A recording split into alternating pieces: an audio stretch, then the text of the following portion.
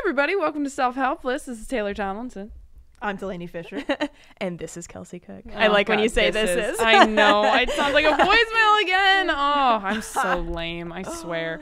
As you can tell, we're just a little tired. This week, we're talking about a subject near and dear to our hearts that we have referenced probably every week forever. I can't believe we haven't done a full episode on it. And that is burnout. Yeah. Which is something that I, quite frankly, didn't know was a thing until Delaney told us it was, probably back around Christmas, right? Real thing, dude. Look it up. You can see signs, symptoms, things happening in your brain, like your neurons aren't firing properly, all that shit. It is a medical thing. I mean, it's real. It's not just like an excuse anymore, like, oh, I'm so burnt out. It's like, oh, dude, there's some stuff happening inside your body you need to take care of. Yeah. When celebrities check themselves into the hospital for exhaustion, and you used to think that's just some fluffy bullshit. Right. Then you start actually having, I mean, I'm not Jessica Simpson. Maybe she's not doing anything. What is she doing? Proactive commercials? I'm thinking back in the day, that bitch was busy. And like, I'm not saying I'm her, but we do have very busy schedules. And you're like, well, okay, I get it. Yeah. You're better. You're better than Jessica Simpson. I love Jessica. But first, let's do some segments. We're going to do a quotable. I have one. If you guys have some too, I mean, I'm down. Let's do a little what I quotable thought of? feast. Let's do a little quotable feast. We haven't seen each other in a while. We could do a quotable feast. You know what I thought of? Because I've never listened to podcasts before, and I just recently started listening to podcasts. Really? And I always thought about how our intro, you know, a lot of people will say the same kind of intro every time.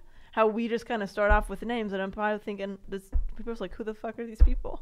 Like, should we add like, hey, we're 3 type A comedians? No, read the description. No, Right? it's in the description. Nobody just clicks on a podcast without reading what it is. They're reading it. What podcast did you listen to where they were like, this is what it is? Every podcast I've listened to has had the same intro every episode. I've been listening to, they're all very nice, by the way. I've been listening to a lot of like entrepreneurial stuff.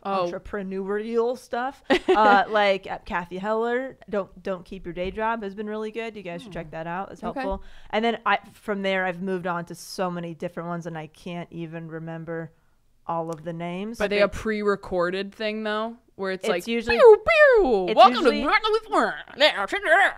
yeah, it's usually pre-recorded. We're pretty good at fake podcasts. Leading authority on paleo diets. Welcome to the Gun Show, and then it's like a cut in from different episodes. But yeah, it's interesting because I don't listen to it in order or anything. I'll just pick like an episode, then I'll be like, oh shit, do we need to tell people who we are? We do, I think, the perfect amount by introducing ourselves. Yeah. So it's like if they've never heard us, they can kind of know what name goes with who. Yeah. But they're reading the description. Yeah. And it's called Self-Helpless. Yeah. Yeah, you'd get You it, right? get it. And if you're not, that's not on us.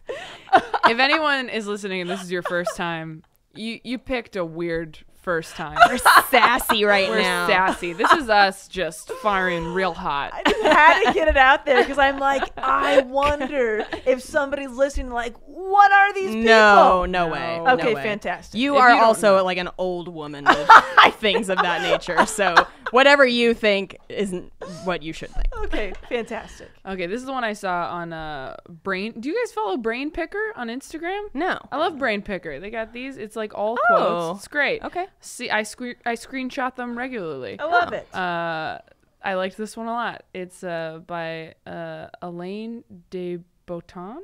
I think that sounds great. De Botton, I think. It says, if we are not regularly deeply embarrassed by who we are, the journey to self-knowledge hasn't begun. I love that. Yeah, that's love fantastic. Yeah. Isn't that great? If you're not like fucking shit up, what are you doing? Right? Yeah. Like if you're not taking some chances and some risks and pushing, bless you. Bless you. Bless you, Kels. Almost fell out my chair on that one. Sorry, guys. But yeah, if you're not taking risks and pushing yourself and just exploring new things, So are funny. you bored? So funny that you got that from this, because what I got was, if you don't think you're kind of garbage, you're definitely garbage. Like, you better be you are not self-aware unless you're kind of like, ooh, I kind of suck. Like, everybody kind of sucks, and you should know that. And if you don't feel that way, like, a little bit of self-doubt is healthy. Like That's you what should know I your read shit it. stinks. Yeah, but you Okay. read it more as like, if you're not getting caught skinny dipping at midnight, then you're not really living. Like, sure, that, or you like, read it so much more fun. or if you're not putting out like a terrible piece of artwork, then you'll never get good. You know what I mean? I read that it more kind of like thing? that, like more artist way, where you have to make mistakes to learn and get better. Right. Interesting. Yeah. Right. Look at that. I love a good quote that splits the room. Seriously, we always take something a little different from our streams quotes. running amok. Okay. What do you have? I have from Anthony Bourdain, which has just been such a weird week, and Kate it makes Spade and Anthony. It's like, they come in threes, so I'm a little scared. I know, but it really did. I feel like, especially for our podcast and with us talking about like finances a couple weeks ago and stuff like that, and we're so driven for success and like how important it is to take care of your mental health, because you can be extremely successful and extremely rich and have a family and all these things that everybody's striving for, and it won't matter unless you've got like your mental health right. It's terrifying to be able to look at somebody from the outside and think they are living their best life, and then they kill themselves. Wow. Yeah. That, I mean, you really have no idea what's going on. No. Yeah, it's nuts. You know what's crazy? I almost posted something like the day before that happened about how like I had gotten really low like a few months back because I just was so sick of people saying like, you're killing it right now, you're all over the place. And I was just like, I've been like so sad, like sadder in the last year than I have in a long time. And it's been like the best year for me career wise. And I've also been the happiest I've been, but it's been a lot. And I was like, oh my gosh, I'm just so sick of playing the game. I just want to post something real. And then I didn't, because I was like, this is gonna like, and then that happened and I was like, oh, thank God I didn't, because that would have looked super pandery, I feel like. Because like people posting like pictures of Anthony Bourdain, like that kind of rubs me the wrong way a little bit. Like there were some people who like wrote beautiful articles or like personal experiences they'd had or kept it short or whatever, but there were some people who I was just kind of like, you just woke up this morning and went, oh cool, something I can post. Yeah, you can smell that. You can smell it. You can smell People it. like to attach themselves to tragedy. But I do appreciate, I mean, I have seen a fair amount of posts where people like, especially I think last month was Mental Health Awareness Month. Yeah. And I saw a lot of posts from people who were just like, you know, I struggled with this or my friend did this. And it was like, I always appreciate seeing that because it's so much more helpful than like you all done up for an event or something, right? You know, like looking spotless, right? So so this is an Anthony Bourdain quote that I really loved. It says, "It seems that the more places I see and experience, the bigger I realize the world to be. The more I become aware of it, the more I realize how relatively little I know of it. Maybe that's enlightenment enough to know that there is no final resting place of the mind, no moment of smug clarity. Perhaps wisdom, at least for me, means realizing how small I am and unwise and how far I have yet to go." Ooh, that's so good. Yeah, I really like that there's no final resting place of the mind and no moment of smug clarity, because I feel like a lot of the times, especially with this podcast and with the purpose of self-help, is that we're just like, well, once I get there, then I'm cured and I get it and I'm happy forever. And it kind of takes the pressure off to just know that it's every day, it's ongoing, and you're always changing and you're always learning, and there's no finish line really of like you're fixed. Right. Yeah. 100%. You never get there. Yeah, because there's nowhere to get. There. No. I think that's so beautiful. I was talking to someone about that yesterday, where it was like, because I get frustrated about how young I am a lot of the time and how I just want to, you know, open. Okay, all right. So I just get sad about how few wrinkles I have. I know. Fuck off. You know, can we cue the fans? Cue the fans. No, but like, I mean, as far as having perspective or lack thereof, and feeling like there are, and the way I described it was like, I feel like I'm not like colored in completely, I guess. Like, I feel like there's like a lot of white space, and I know I'm gonna get there, but like I gotta have kids first, or like I gotta do something. Sounds you know, like a good bit, by the way. It does. A lot really? of white space. A lot of white space. Funny. Yeah. Is it? Yeah. Anyway, continue. Right, yeah. Maybe I'll try just it. think that. Yeah. I feel like, you know, and you can't like. It's so frustrating, and when I hear stuff like that, I mean, because there are endless quotes about the wisdom is knowing you know nothing, right? It's so true. Like the older and wiser you get, the more you're like, oh, I have no idea, and I never will, and I just kind of have to be okay with that. That's so interesting, because I could look at you and be like, yeah, you're young, but for me, you feel very like interesting and filled out. Like you feel like you've pretty colored in. You know what I'm saying? Totally. Where it's like, look, you grew up in an interesting way. Especially more than most people your age. Yeah, you're a professional headlining comedian at your age. Yeah. You I mean, there's so much about you that's interesting to me. Yeah, you've had relationships. You suffered a huge loss as a child. Like you had such complex things about you to where that must just be how we feel about ourselves. And nobody else is looking at you thinking, oh, she's got a long way to go before she's a real person. Right. You know, that just must be in your own head, like, because you've sat with yourself for so long. Right. That somebody looking at you might think you're the most interesting person in the world. Right. You know, or at least marginally. Let's not get crazy. But that's such a good quote. I was gonna quote this dude I found, but then I realized that I said something to you guys in a text recently that you said I should quote myself. Yes, and now I'm trying to. I have it. I screenshotted it, and I can't believe I didn't even do that one first. This is a Self-Helpless first, everybody. Oh my gosh, I don't even remember what it is. We've gone mad with power. I want to put this text in bold for this episode because it's what this episode is about. We were talking about being burnt out, and Delaney says, you got to do what makes you happy. It's your life. You can fit your job into your life, not the other way around. Oh, that is pretty good. It's really good. Cell phone drop. You can fit your job into your life, not the other way around. Right. Or maybe it should be, you should fit your job into your life and not your life into your job. Yeah. Because that's how I feel. Polish it up. You know? Tighten it for the pillow. We'll tighten it, we'll paint it pretty, and we'll put it on the wall. But because that's how I feel when I'm trying to do everything and do too much. I just feel like, oh, I'm trying to take 10 minutes here to, I stared at a tree for a few minutes, so that's a little life right there, you know? Oh, I'm gonna have a 20-minute lunch with my friend. That's a little bit of life that I'm fitting in. Yeah. I stared at a tree for 20 seconds. That's a little bit of life right there. Can that be our next shirt? That's a little bit of life right there. Sure. Just microdosing life. With a checkbox. Microdosing life is a great way to put it. Funny. Where you're trying to squeeze it in because you know it's important. But you are putting all your work first. And that's what I just feel like you have to do the other thing. The other way around is the way to live. Yeah, I've fully done that. I fully looked at a tree and gone, good job. That's nuts. Yeah. Oh, that's so funny to me. God damn, dude. Thank you for saying that. Yeah. I mean, truly, I feel like you're like a TEDx speaker or whatever. I'm like, I think you're a regular TED speaker. TED Talk. TED Talk. Put into words exactly where I am in my life, and it's been very frustrating to like figure out what I'm trying to do, and you just like you said it so succinctly. Okay, sorry, that came out sounded weird, but thank you. Oh, you're so welcome. Anytime, guys. Anytime. I'm full of them, babes.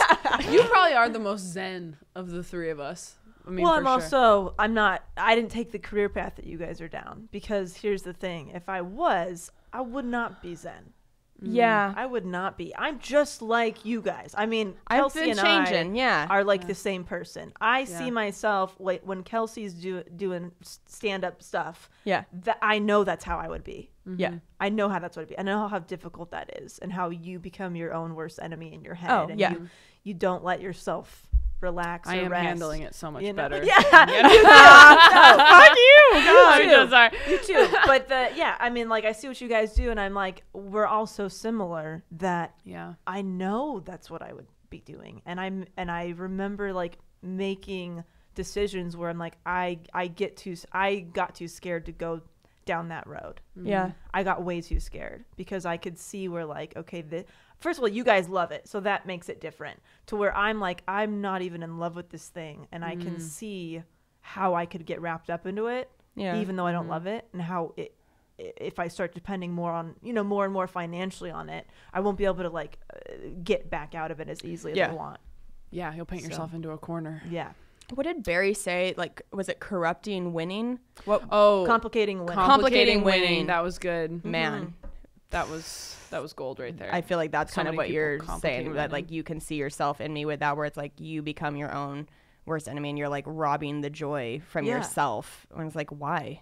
Right. It's impossible to enjoy anything because there's always something else you have to do. Yeah. Right. And the anxiety just ruins it. I realized the other day, like, all I say all the time to people, because I did some shows this weekend and I saw a comic friend of mine who was like, are you enjoying it? Like, he always says, like, are you enjoying it? I'm like, and I always say, I'll enjoy it once X is over. I'll enjoy it once. You do say that. Yeah, you do. I'll be like, I'll have fun once I tape this thing. Once I get to July. Once I get to this time off. Like, which is so that I can't live my life that way. That's crazy. That is hard. Yeah. Yeah. Well, even what Barry was saying about how his story about Dane Cook is like when he got to that place, he felt kind of like empty or like what's next, where I've realized that I was doing certain things just for the accolade or just to say I had done it, even though I was not enjoying the everyday process. To me, it's like I need to enjoy my everyday process because I feel like that's where you get the most joy. If you're really loving every part of it,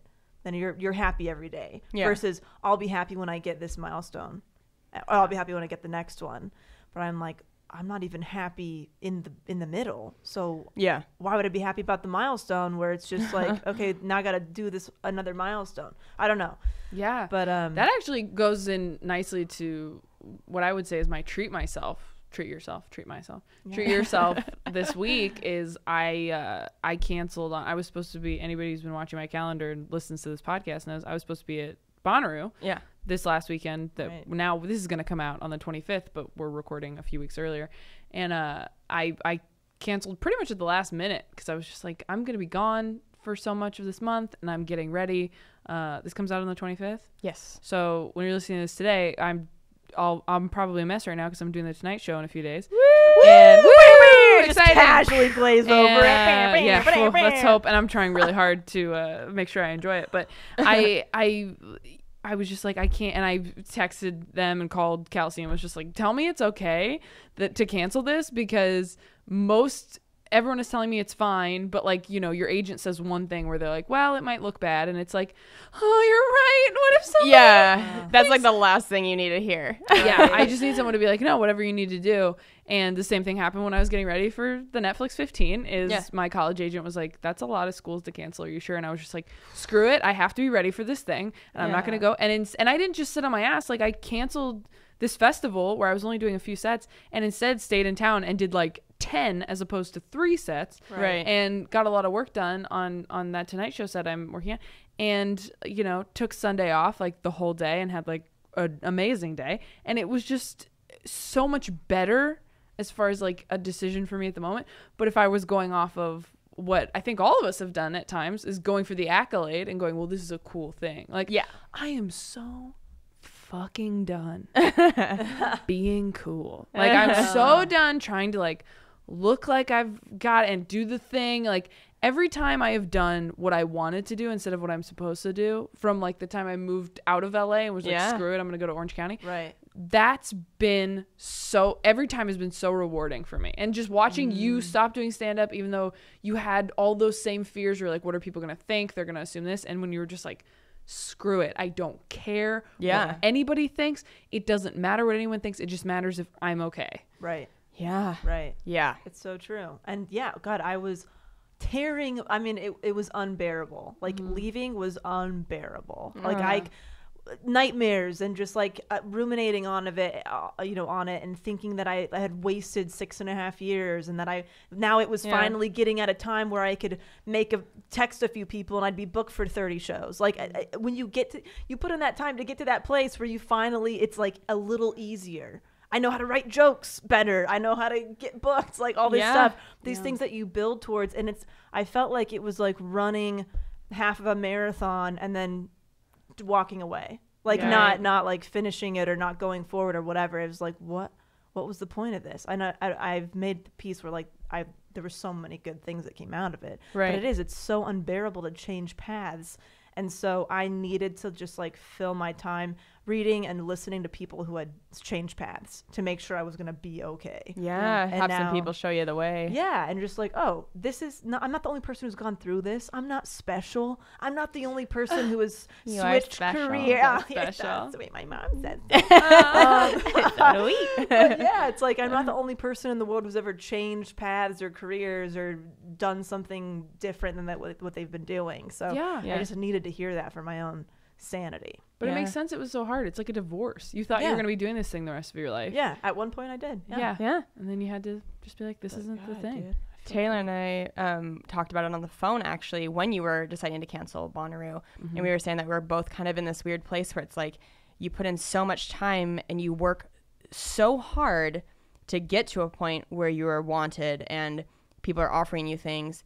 But the problem is that you have worked so hard to the point that you're burnt out, which is what this whole episode's about, that when the offers come in, now you're kind of in a place where you're like, oh, but I'm so tired. You're so tired. I just need to take a nap. I just want to stay in my own bed for more than 2 nights in a row. And it's like this weird paradox of the timing is so shitty. Yes. And you get these things you've been working for, but now you're like, so I'm going to go and do this thing, but I'm going to be sick the whole time. Exactly. I'm going to be run down and ill. Exactly. And not enjoy it and just get no sleep for 2 days. And it's like, no, that's not worth it at all. Yeah. Right. Yeah. Oh man, absolutely. So happy I have you guys. Yeah. Oh yeah. Should we do a couple more segments or get into the meat? I mean, I feel like both of you have big things that happened as far as like your weekend was very emotional and cool, and then you just had a big goals update. Do it, Kels. Okay.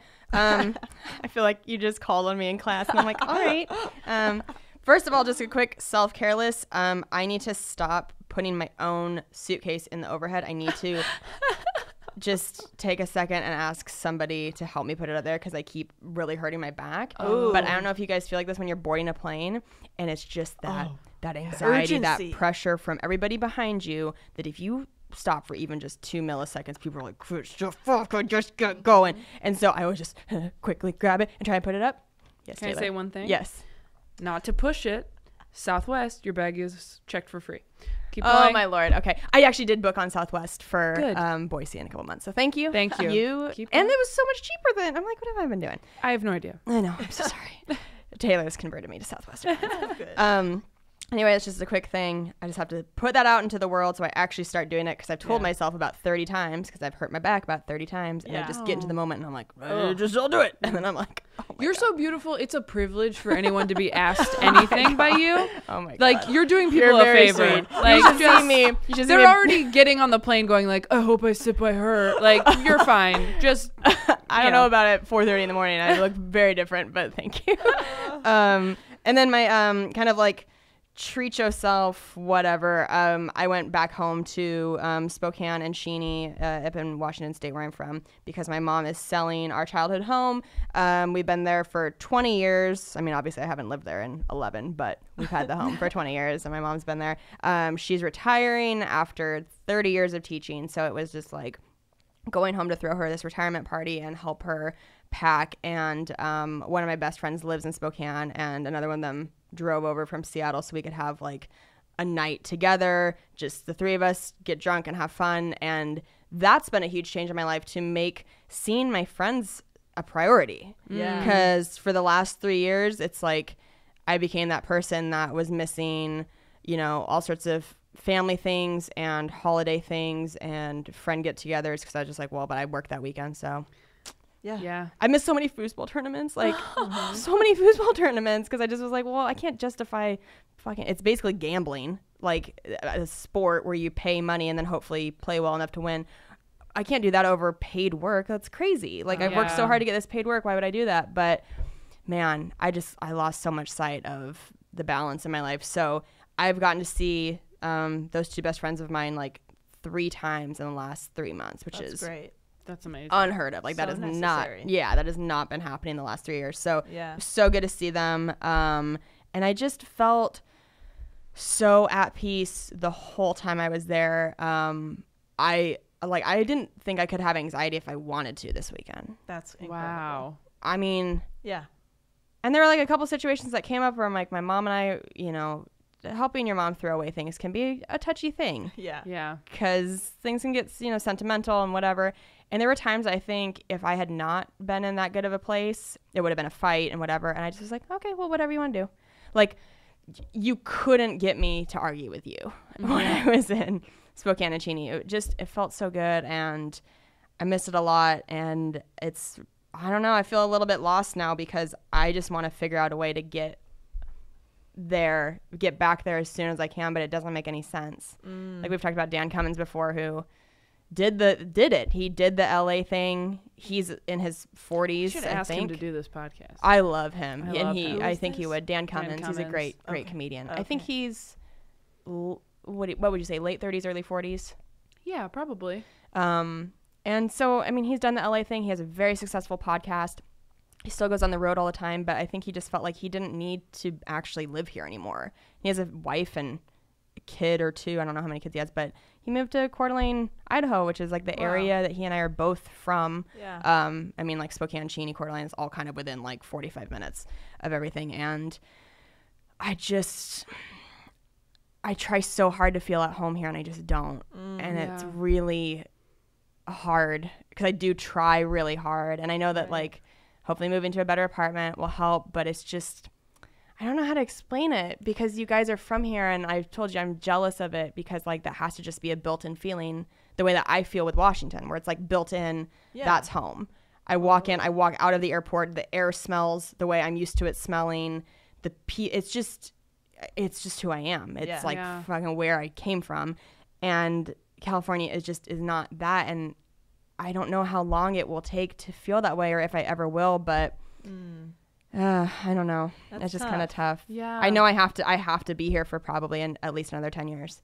And it's really hard to. But your mom think will be that. here soon, which will help a ton. Yeah. Right? Oh yeah. It will. Like it really will. But man, you just gotta try to bring the home to you a little bit, whether it's finding an area that you like, because LA is big and there's lots of nooks and crannies, and like, you know, if you can find a little spot where you're like, you know what, this is nice and quaint and reminds me of something smaller or whatever, or like whether, I mean, the more breaks you start taking, the more I feel like you can kind of ground yourself in what you're doing here, to where you've just started to kind of allow yourself to take more breaks. Totally. So once you feel like you have a few spots that you really love, or like you have that park that you always go to, or like that hike, it starts to slowly become your home. Yeah. You know, but I think you guys have been grinding so much that you're here to eat, sleep, and shit, and then you go back on the plane. I know. Shit, if I'm lucky. My bowels, my IBS gets so flared up. To drink coffee. So I don't think you've even been able to even make it home yet. I know. You know? I know. But you will. And you are. I feel like a big part of me fights it though, because I'm just like, it's not Washington, and I just want it to be Washington. But I'm trying. I really do especially now that I'm home, where I'm trying to do everything I can. But man, I really want to take you guys to Spokane, because I'll take you to all the great places, and you'll just wherever. I think you'd fall in love with it. It's just such a lovely place. I love it. Join our Patreon so that we can tour in Spokane. I know. Yes. I was thinking about that. I'm like, you guys just spread the word about the podcast, because if I can make this my life, then I can kind of live wherever I want. Absolutely. Seriously though. We passed 100 patrons this week. Yes. You guys are the freaking best. We have 102 patrons. It's so cool. Yeah. You guys are the real deals, man. Everyone else, step your game up. I don't know what you're doing. I saw somebody posted on our group, our secret group on Facebook, which you can all join, because I just told you the secret. That they responded to they had asked me about staying healthy, like while you're really busy, and she like worked like crazy hours, and she was like, she took a picture of like the little cooler she got, and it was like so freaking cute. It was so awesome. And how like truly incredible the helpsters are. Helpsters, because there was a story that really touched a lot of people on one of our Patreon episodes about a girl not in such a great position right now with her spouse, and so many people reached out via email offering to help her financially, or help support her, sending in information about where she could go. It's like, these people really care about each other. I just love the community. And they're strangers. Yeah. And it just makes me happy, because you see so much shit out there that's just negative and awful, and the news is filled with just terrible things. Yeah. And you just like, it's nice to have this community of people who actually genuinely give a shit about each other and are supporting each other, and they've never even met face to face. That's why I love it. That's why more than anything I want to tour. It's not even like about us. I just want everybody to have an excuse to meet each other. Yeah. And selfishly, I do want to meet everybody. I want to meet everybody, because when they come to shows, it's like it just feels like meeting a friend. Yes. They know you. It's so cool. Shout out to Hannah, original OG Hannah, who met the dude I'm dating. Oh my God, that's right. Yes. And was like, messaged me and was like, so I just met such and such. And I was like, oh my God. I was like, I've never even said his name on the thing. And it was just like a happenstance thing. She knows. Oh, she knows she was like, I can't wait to go back. And if it had to be anyone, I'm so glad it was Hannah. She's awesome. like, I can't wait to go back and listen knowing fully who it is. She was like, I was so excited. She goes, I might have punched him. I was so excited. That's awesome. So cute. Speaking of like OG fans, this is an amazing listener wrote me literally, it's been like 3 months ago, and I feel so bad. She came up to me at our Ice House show for your taping, and she was like, I was the one who wrote you that Instagram message, and I was like, oh my God, I've been meaning to say it, and I need to get it out because it's been too long. So, and you guys, she's so adorable. She says, hi, Kelsey. My name is Corey Potter, and I listen to your Self-Helpless podcast. Yes, you know, I know the name, yeah. I'm obsessed with all three of you and have been wanting to write a post slash message ever since I started listening, but have been kind of nervous / embarrassed for how hard I fangirl because I work with Karina Sees, who I'm so glad you had on because she's the best and is freaking hilarious. Awesome. But whenever I think about what to say, it comes out gushing in about 18 paragraphs long. She's so cute. She's so cute. Anyways, the thing that finally got me to reach out was your story about spelling Netflix wrong when you emailed them and feeling devastated. I 100% know what that feels like, and it's an absolutely gut-wrenchingly awful feeling. And I wanted you to know that if you have Gmail, you can change the settings so that you have 30 seconds to undo a sent message. Wow. I've only recently started using it, so I don't know how consistently it works, but I wanted to let you know on the off chance it happens in the future. P.S. I am so proud that you stood up to that lady at the store in the airport who was rude. I'm really going to have to remember to use your phrasing in the future. Also, you were amazing on The Tonight Show. I was literally laughing out loud when I watched it. I adore you all and can't wait to see you live. Also, to clarify, I didn't mean I 100% understand in a negative / annoying way because I've never emailed Netflix to advance my career or anything. And so clearly I can't fully understand, but more just the general agony of sending an important email that you painstakingly reread 1,000 times. Anyway, I hope you know what I meant. Oh my God, I love it. So cute. She's adorable. Oh, That message warmed my heart so much because she's so honest and real and just like, because I've definitely sent messages like this to people where I'm like, and by the way, if I didn't mean it like that, if that's how you took it, but I just want you to know I connected with you in that way. Like, the fact that somebody connects with us like that is crazy so cool. to me. And I thank you so much, Corey, for taking the time. Yeah. You are a doll, and I'm so happy we got to meet you. Yeah. So, and we get these emails and messages on a daily basis. I mean, so Mondays are my Self-Helpless answering email days, just for anybody who hasn't gotten a response. It'll take a week. But I go through them now, and it's so interesting that every week that goes by, it takes me longer and longer to respond because there's more and more and more.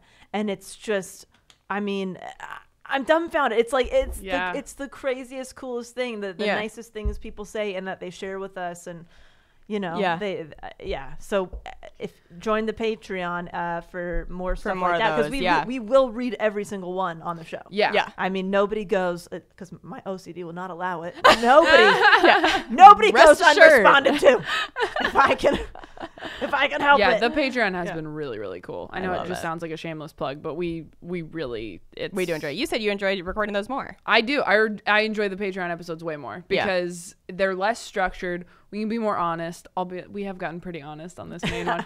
But that was when Hannah messaged me. I was like, oh, which Patreon episode did I say his name on? I was just so freaked out. She goes, oh, no, I know. She explained, and I was like, oh, thank God. How much did I slip up? Because some Patreons I walk away from where we're like, well, 100 people know a lot of things. It is out there. Yes. Yeah. Should I move into a couple treat myself? Please do, because we are very... Oh my God, I'm so excited for you. Oh, thank you. Well, it's been, I think I've been without stand-up like a little over a month. I don't remember. Feeling good? But yeah, I feel really good. I feel so confident in my decision. It's like night and day to how it was. And like you were saying, like you've been having more room for stuff. I've been going to bridal showers and parties and meeting with my friends and family, hanging out with my siblings more. Like I've noticed that. I feel like you're always like going to something like that. Oh my God, it's been awesome. And I like didn't realize how much I was craving it until I was actually at these places, to the point where like I walk in a room to a party or something, and they're like, did a show get canceled? How did you get here? Like, why are you here? And I'm like, wow, I've been gone a while. Like, if the first response to me is shocked that I'm there because something must have fallen through. So I'm just like, no, I'm going to start doing this more, guys. This is me now. Like, I'm going to be around. Yeah. Like, wow, Papa's home. Papa's home. Papa's home. Sit on my lap. Give me a kiss. Okay. Well, really ran that one. I've been really enjoying just like those things. And then, Kim and I started playing softball again. That's how we met. So that's kind of coming full circle. We're back on the softball team together. Pretty fucking cute. I bought myself a workout. Are you going to do the thing where you take the picture and it's the first picture you took of the softball and the second? I should probably do that now. Yeah, you should. I guess Get on it. Do you have a selfie from the first time you were on? Or like a picture, a group picture? Oh, you know that might what? even be better. I don't think so because we had just started. Always think about the gram. Wasted opportunity. Yeah. Take a picture with every man you meet, ladies, because you never know when you're gonna need a TBT. So true. I bought myself one of those armband things for your phone for when you run. What? I've never owned one before. Wow. And I'm not a runner and I don't necessarily enjoy it, but I am trying to get healthy. I know what I was just gonna say. I know. How is that going? Oh, it's been fine. They really don't move much. So I bought myself an armband for my phone so I could like listen to music and podcasts and things. And I have been going for a run every couple days. Good for you. And by run, I mean it's like a walk jog combo situation. I do but that. Still, counts. You know, I like that. Yeah. And I'm like, why can't I be somebody who runs? I have it in my head that I'm like, I'm not somebody who runs, so I will never start running. I'm like, fuck you, Delaney. I'm going to start running. Watch me. And it's been weird, but good. Yeah. And I've been tricking myself into being healthier. Like, seriously, hot tip, guys. I have a lot of food issues, as we know. I have tricked myself into like, okay, I know that you want this cheeseburger, and you can have it, but just eat this healthy meal first. And if you're still hungry and craving it, you can have the cheeseburger. I read that in Whole30. Did you really? Yeah, they said you can have that thing. Just wait until tomorrow. And they're like, 9 times out of 10, you won't even want the thing tomorrow. Oh, interesting. I'm like, whoa. Oh, I did not know that was I think it was Whole30. I have also read a lot of things about food issues. Oh, that's so interesting. No, I was just thinking like right now. Like I want a cheeseburger for dinner, but I'm going to eat my first dinner first, and then second will be my cheeseburger. And I haven't I'm going to eat my first dinner first. You want to smell my fingers? I smell like In-N-Out. Oh, God, no. Get them away. So, I've been tricking myself into eating healthy. And because I'm like really serious about I'm starting my own business and I want it to be successful, I've just been researching what successful business owners do. And they all exercise and eat healthy and meditate, most of them. There's a through line there. And like as much as it's foreign to me or hard, I want my business to do well. Yeah. So I'm going to do these things that will help my mind be clear, which is probably not the best reason to do it, but it's the only reason I'm able to stick with it. It's the one that's sticking with me, which is like, oh, how can I just work more? If you're not worth the effort, those dick mugs are. That's what I say. By George. Oh my God. Was I telling you recently how like embarrassed I sometimes am the fact that I feel like I've changed so much like every couple months on this show, and I shout out to the world that I'm going to be doing something new or different, and you know what I mean? No. Like, I want to be an actor. Oh no, I don't. I did some research, talked to some people. I don't want that life. I'm going to be a producer. Oh no, that's actually not what I want because I experienced this, and not for me. But it's like, okay, I really feel like the dick mugs are it, guys. I'm just going to go out there and be like, this is my thing. You're on a journey. This is my journey. I think I've arrived at least for now. I'm 24. I could be like a mom in 3 years. Like we are all investments. Okay. That's true. Oh man. Okay, biggest one. Cam and I got our dream apartment, and we're living it. Yay! And it is beautiful. I'm so excited. It's in my dream area. I worked very hard to find it and get it, and I'm so excited. I had a lot of treat yourselves. Sorry, that was a long one. No, that's great. You know what else? I don't even think we talked about it. You and I went out drinking. We did. We did a 3 of us pho. Yes. Which was a treat all of ourselves. Yes. And then Tay had a show. Yeah. A couple. I had a couple. She's a badass. She's preparing. And Delaney and I just looked at each other like a couple old sailors. We're like, you want to go get a drink? And by that we just meant go to my place and just drink like we just finished a bottle of vodka. Yeah. And then stumbled over to a bar, had a great time. Oh, before the bar, we were doing hip hop dancing in your apartment. Just the two of us. Fun. My cat's watching. You guys, why aren't you filming this stuff for the Patreon? Because it's just think in about the it. moment. That's part of that's Nothing part about of, your life is in the moment anymore, part of Kelsey. living. You belong to the Self-Helpless listeners.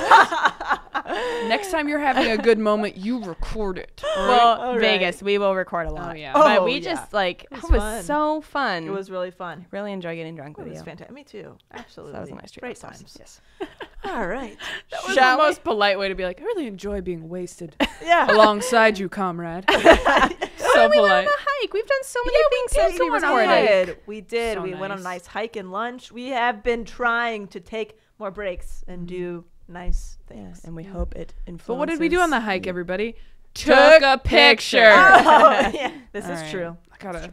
Should we get in the meat? Yeah, let's get in the meat. Should we go over the signs and symptoms of burnout, what it is, all that? I screenshotted some Who told things. you about burnout? That My therapist at the time. Okay. Because I told her what was when I think I had called Kelsey or somebody, and Yeah. I was just walking around my work and I felt weird. Like I felt my brain was fried. I couldn't think properly. I had just missed a lunch that I had like planned. Like I totally forgot about it. Like my shit was attention happening. span was like 2 seconds, like a freaking goldfish. And I'm like, yeah, I did like something feels weird. I had a tightness in my chest, all this stuff, and that's what made me like I got to go to therapy. Like, I have to get into somebody.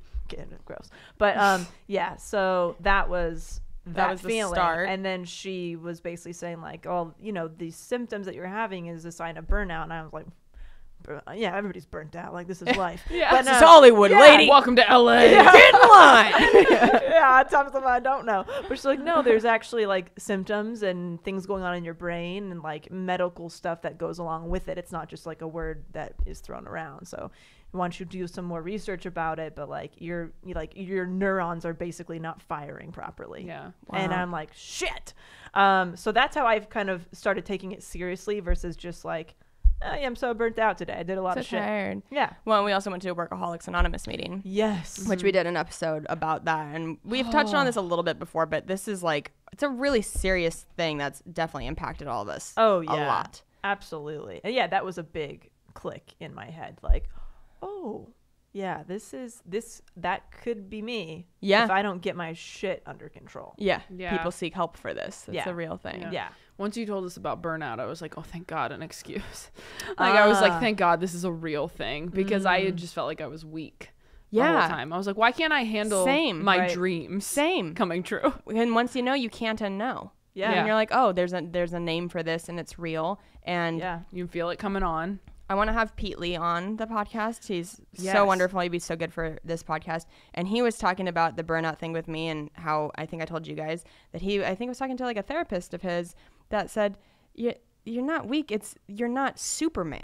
You're Right. a person and you're asking yourself to do these things that are not realistic for a human body and a human mind to keep up with. Right. So stop shaming yourself for like feeling burnt out. You are not Superman. I thought that Right. was a really Yeah. interesting way to look at it, because I think we think that. Absolutely. If you guys don't know what burnout is, I'll just read a little bit about it. Burnout is not a simple result of long hours. The cynicism, suppression, and lethargy of burnout can occur when you're not in control of how you carry out your job, when you're working towards goals that don't resonate with you, and when you lack social support. If you don't tailor your responsibilities to match your true calling, or at least take a break once in a while, you could face a mountain of mental and physical health problems. Some of the signs, chronic stress that can lead to physical and emotional exhaustion, cynicism and detachment, feelings of ineffectiveness and lack of accomplishment. Wow. God, there's so many. I didn't Chronic realize fatigue. that was part of it. Yeah, insomnia, forgetfulness, impaired concentration and attention. I was experiencing that so badly, to the point where like Cam's like, I just, I told you this, like, 15 minutes ago. Physical symptoms: shortness of breath, chest pain, which I was having, heart palpitations, dizziness, fainting, headaches.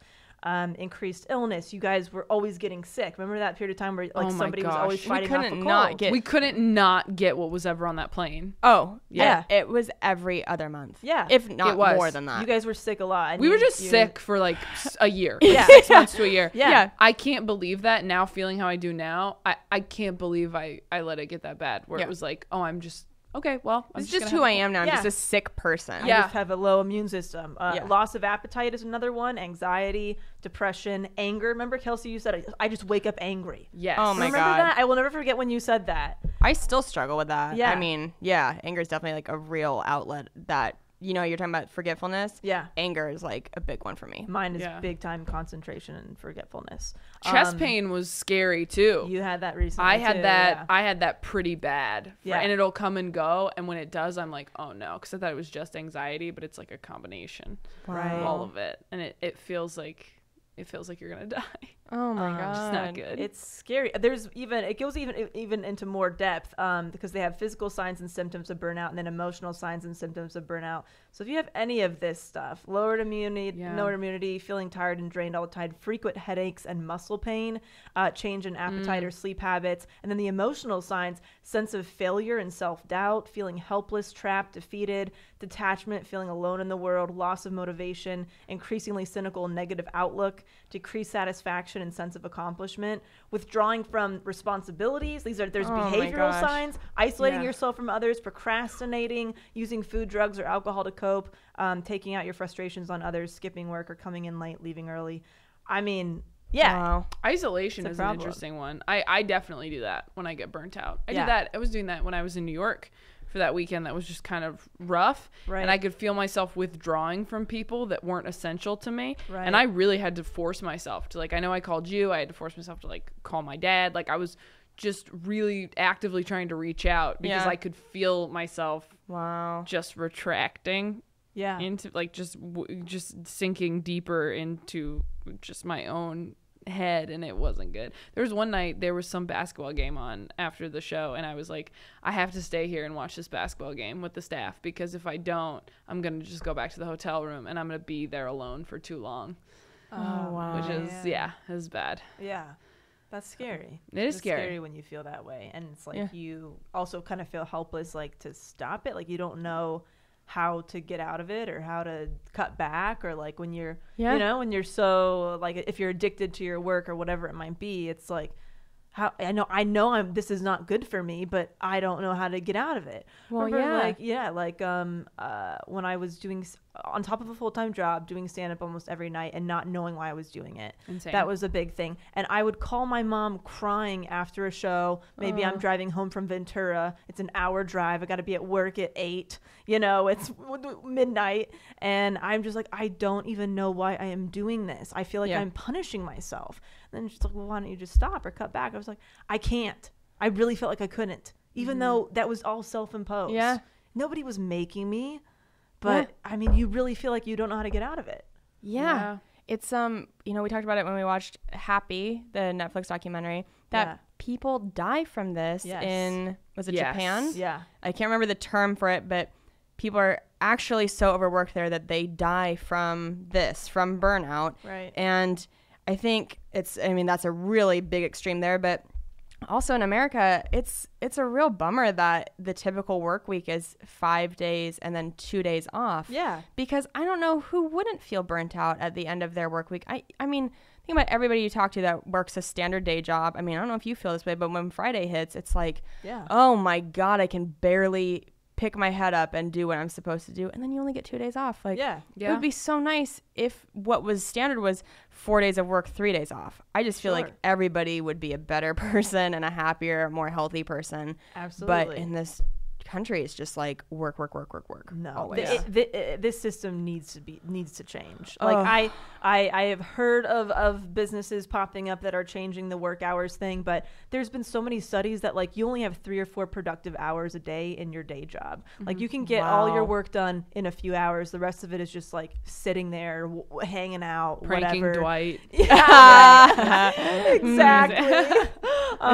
Watching YouTube, whatever people are doing. Yeah. And like you said, there's no, I hope that changes where it's like you're at work for 4 or 5 hours a few days a week and you just work your ass off for that time, and then you have your free time. I don't know. Great at that. My stepmom is great at that. Yeah. She's like a super hard worker, and she takes her time in the morning. She like walks the dog. She makes her shake. You know, she probably goes to work at like maybe 11, and then she wraps up around, between like 4 and 6. So it's only like, 5 hours most of the time, or 5-6 hours. And but she gets more done in that time than most anyone else. And she is always on call. I mean, so there's that. But then, she comes home, she walks her dog, she like makes a point to do the things she needs to do. My dad was telling me the other day, she's like, she disappears every day from like 4 to 6. I don't know where she goes, but she just takes a lap around Macy's or something. Like, she just knows. She's like just calibrated her machine so well that she knows, like, this is when I'm gonna just crush everything. And then I'm gonna get back to my dog. That's awesome. And I think we can all agree, like, the only way to fix burnout is to take a break, which in the beginning feels impossible. Totally. You cannot push through burnout. When it's so messed up, because the way you get burnt out is by working super hard to be the best that you can be. And the only way to fix it is to stop working hard, which feels like failing. And you're like, so I have to, do I just have to be different? Like, do I just have to be fine with the fact that I'm maybe not going to be as successful as I can be because I can't handle it? That's how I feel. When I get burnt out. That's exactly how I feel too, where I'm like, oh, do I just have to change all my goals now? Now that I've decided I can't function the way I was living, do I just have to want different things? It's like, it's very daunting. Because there will always be people who are doing the stuff that you think that are Kevin Harding. It. Exactly. Where you're just like, they get up at 5 a.m. and they sleep 4 hours a day, and you just have to know what your limits are, what you can handle. I mean, even Delaney, like you said, like, you don't want this lifestyle. You didn't want to do the actor's lifestyle either. And it's all trial and error of figuring out just what you individually are able to stomach as far as the time you can put in. And what's happiness to you. And success and all that. The only way I got clarity was from taking a break or a step back from it. And it gets easier as the days go by. Absolutely. It's like Alcoholics Anonymous. It's like one day at a time. And it slowly gets easier, and it slowly, becomes part of your past. But if anybody's feeling this way, I really you have to stop. Like, you have to take a break and step away from it. I know it sounds awful and the worst, but that's when I really started reevaluating, like, okay, well, I don't want this. So, like, what do I want? And I'm like, oh, I like this, and I like this. So basically, it's funny because I spent so much, of the last almost 7 years out every night, being busy all over the place. And now I'm like, what do I want? I was like, oh, I want to figure out a way to work from my home so I can be home more. That's what I've been wanting the whole time. No wonder I was fucking miserable. I want to be home. And like we said, it's like, it feels like failure that you just want to be home and feel safe and taken care of or whatever. But I've basically tried to figure out, okay, how can I work from home and be home? Like, I was kind of going against everything that I internally wanted. Which is weird. That's so weird. And now I'm like, okay, I'm going to build my at-home handmade business so I can have flexible hours, so I can, schedule my time the way I want, work from home. I like the idea of working on my own by myself just excites me. Like, I feel like I've been overstimulated for the past 7 years, and now I just want to be by myself and just be very selective with who I spend time with, and, quality over quantity, and, adopt a dog and just cook and take care of my body and all this stuff where, I who knew that I actually wanted those things internally? Same. I didn't know I wanted them because I couldn't hear it with all the other noise, all the external noise. And once you hear it, I mean, it's kind of like what I said. It's like, once you know, you kind of know it. But I think once you hear that voice, it's like, you can't fight it. No. Because you've been fighting it. And once it's finally clear enough that you're like, oh, I have to do this. Like, I have to listen to what my heart wants. Sometimes I want to have a baby just so I have an excuse to stay home. High five and Taylor on that. I'm like, I would love to go out, but I got this thing I made. Boy, have I felt that way. Dude, that's so funny you said that, because I just was talking to somebody about, I want a dog because I like dogs, but part of me wants a dog as almost like a security deposit on my new life in a way, where it's like, if I get a dog, I have to be home because somebody's, relying on me to take care of it. and I can't be out running around all over the place. So it's almost it's going to keep me in check. Yeah, and like judgment free. People could be more judgy if you're like, oh, I just don't want to be out with you. Yeah. But if you're like, no, I need to take care of my dog, everybody's like, oh, I get it. Right. Yeah. Right. I have a new joke about that, about how I'm like, did you guys know that in your 20s, it's not good enough to just say, I don't want to? Did you know you have to have like a really hardcore excuse to not go out? Like when you're a parent, you can just be like, oh, I made people and they're at home and I have to feed them, and everyone's like, oh, totally, like your life sucks. But like otherwise, so I just have like really hardcore excuses now that no one can argue with. Where I'm just like, oh, I think I'm probably an alcoholic, so I can't go with you, but that sounds fun. I felt bad, and I've told you guys this before, but I felt bad even postponing our photo shoot because I'm like, oh, I don't want to disappoint them, and everybody like moved their schedule. But once I realized what like actually my flight was, I was like, this is when you start to get down that bad path. You have to know that you are not Superman. You have to give yourself some time to do these things. But with you're talking about having a baby at home, remember when I was texting with you because when I had the rash, I made the mistake of Googling, which of course always ends up that you're pregnant. Yeah. Oh, for sure, without fail. And of course, Google's like, you're pregnant, and you're like, no, I'm not. And they're like, then it's probably cancer. Yeah. one or the other. And so the rash I had on my arms a couple weeks ago, which has gone away, thank God. It could have been like 7 different things, which is so frustrating because I didn't know what to stop doing or what was causing it. But there's a thing called like the pregnancy rash, and my period started like a week, no, like 10 days early, which never happens for me. Everything was just like something weird was happening with my body. So I see like my period's off and I've got this quote unquote pregnancy rash. So I texted you. I was like, well, it says I could be pregnant. And you were really going to be like, you're probably not. It's fine. Yeah. Like just take a test. You'll be fine. And I'm not. But there's that part of my brain that's like, if I'm pregnant, then I can take a break for 9 months and nobody would make me feel bad about it. Wow. Yeah. Well, I was thinking about it because I remember you saying like, I think did we talk about it on the birth control episode of like, there's a little part of you that's like disappointed. After when you find out you're not. Scare. Yes. Yeah. Right. When you're with the person like you are, it's your soulmate. And you're like picturing like someone on Kane's shoulders, and you're like, that would be amazing. And then there's a little bit of you. So I was wondering, I wonder if she's gonna be sad if she's and it was a little bit because always in my mind, I mean, I do this with myself probably every other month, maybe every month, where like something's weird in my body, and I'm like, oh, I might be pregnant, because shit like that does happen, Kane and I don't use condoms, we just use the pill, and like it's not 100% effective. Even if you take it right. So terrifies me. I've always just thought, hey, one of these days, if you're feeling nauseous and you're bloated and something's up, like you might be pregnant. Yeah. And it's always that little bit of like, oh, do I want that? Would I be upset? Would I be like overjoyed? Right. And part of me is so scared to like intentionally get pregnant. Part of me is like, I just want to get accidentally pregnant, so it's like done. So I don't have to be the one, because then you don't have to hold yourself accountable. Yeah, like I didn't pull the trigger on getting pregnant. I just got pregnant, and now I'm happy. Yeah. But it's, I don't know. But it wasn't. It's not like I decided to do this and take a break from my career. It's just like, you know what? Life happened. Fate. Yeah.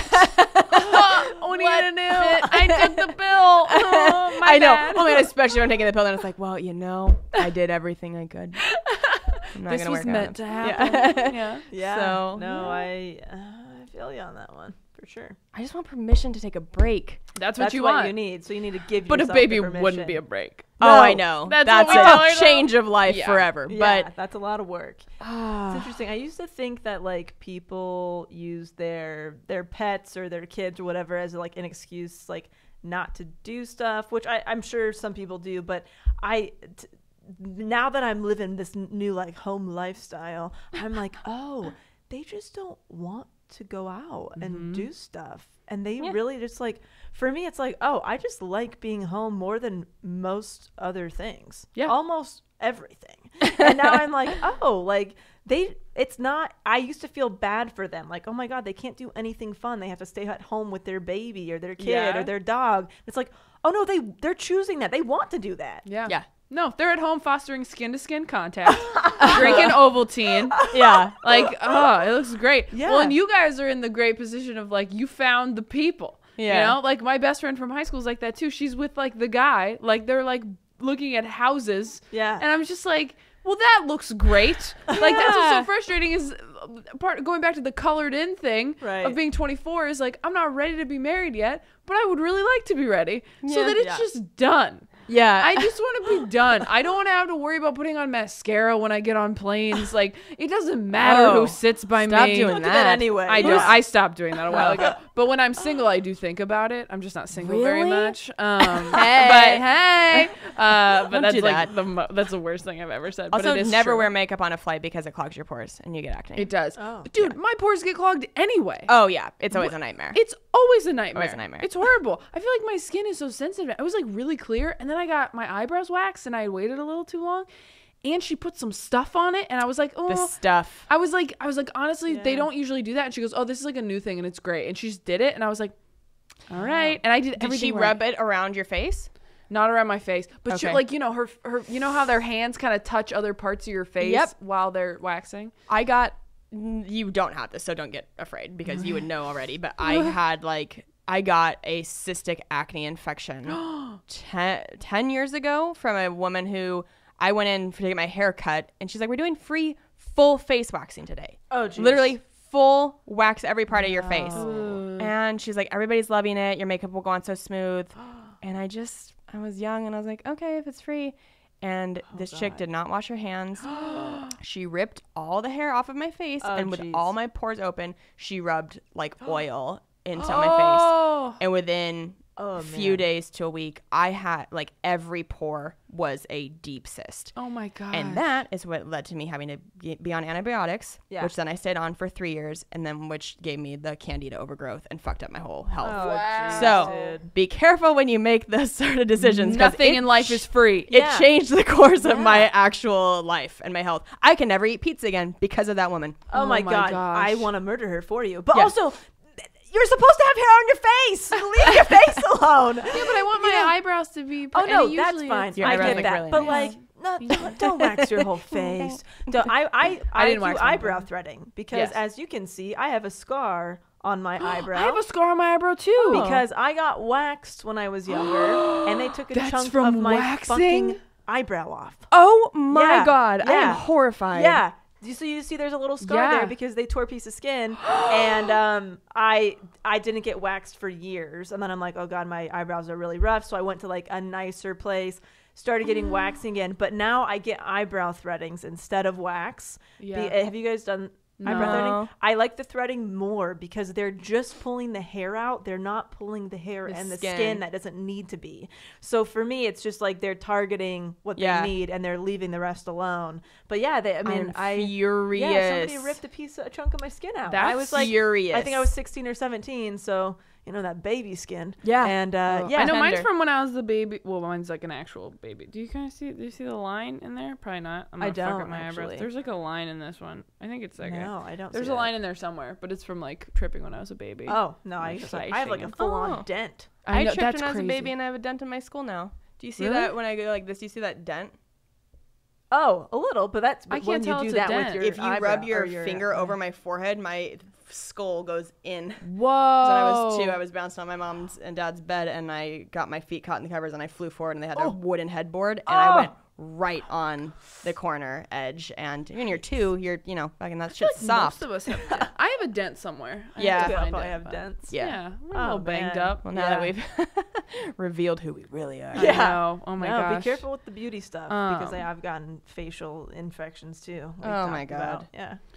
Trust no one. Oh. Yeah. Well, we Always. should probably plug stuff. Yes. Yes. But yeah, again, just as a final thought, if you are feeling burnt out or you're feeling any of those things, or all of those things, it's really hard to come to terms with. I think we've all really struggled with it. Delaney was the first of the 3 of us to come to terms with it, and then Our she pioneer. had to pioneer, and she had to convince Kelsey and I that we were burnt out.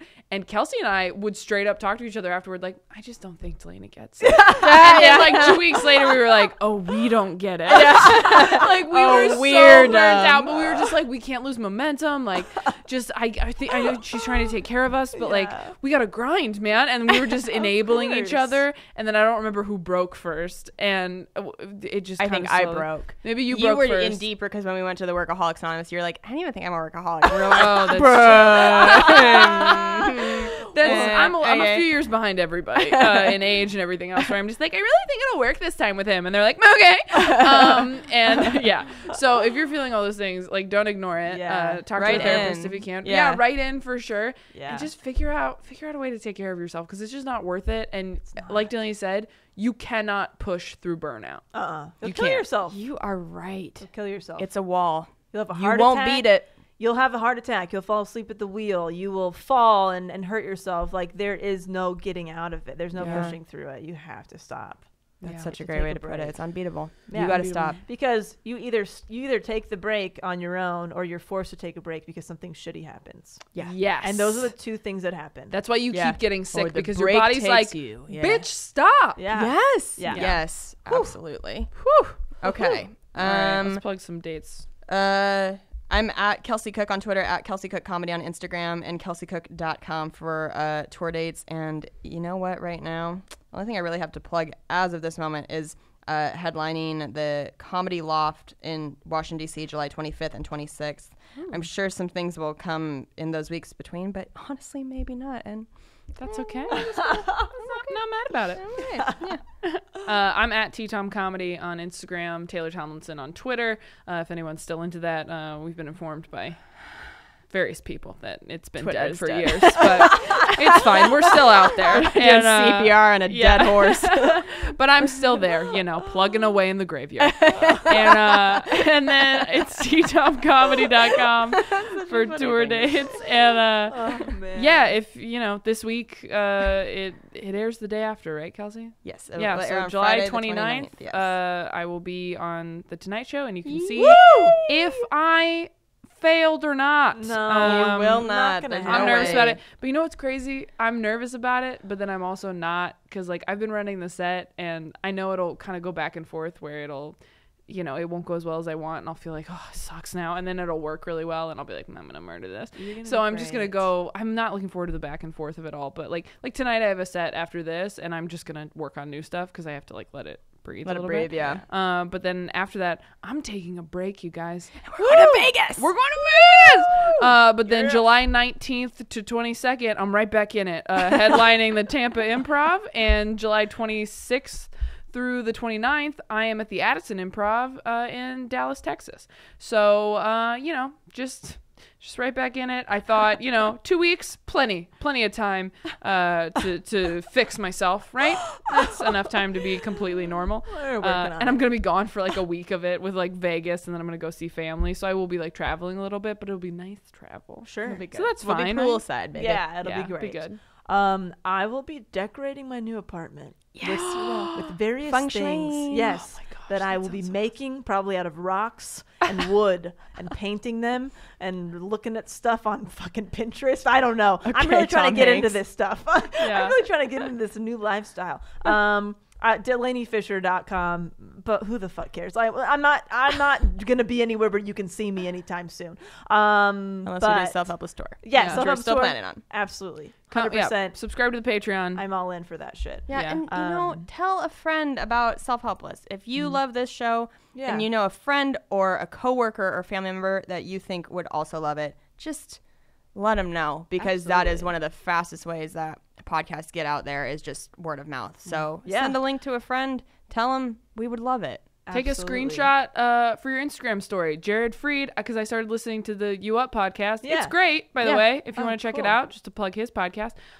It's going great. He doesn't even need that plug, but he says in it, take a screenshot and put it in your Instagram story and let people know you're listening. Nice. So if you guys Great do that, idea. I mean, I've done that with when people post about stuff in their Instagram story, I know something happened on Handmaid's Tale. I don't know what it is, but I know it was bad, and it affected people enough to make sweaty Instagram videos from their beds, just you guys, Handmaid's Tale. And I was like, well, I guess I got to catch up now.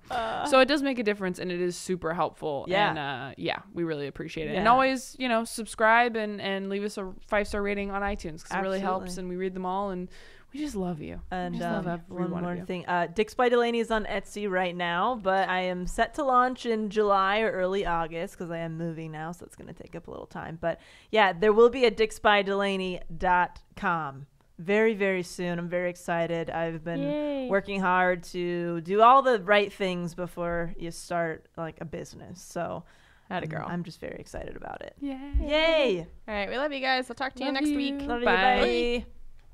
Woo. Good job. Thank you.